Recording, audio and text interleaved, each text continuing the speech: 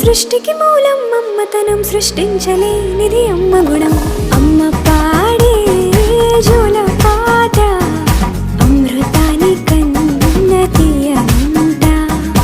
అమ్మ పాడే లాలి పాట తేనెలూరి పారే ఏరుంట.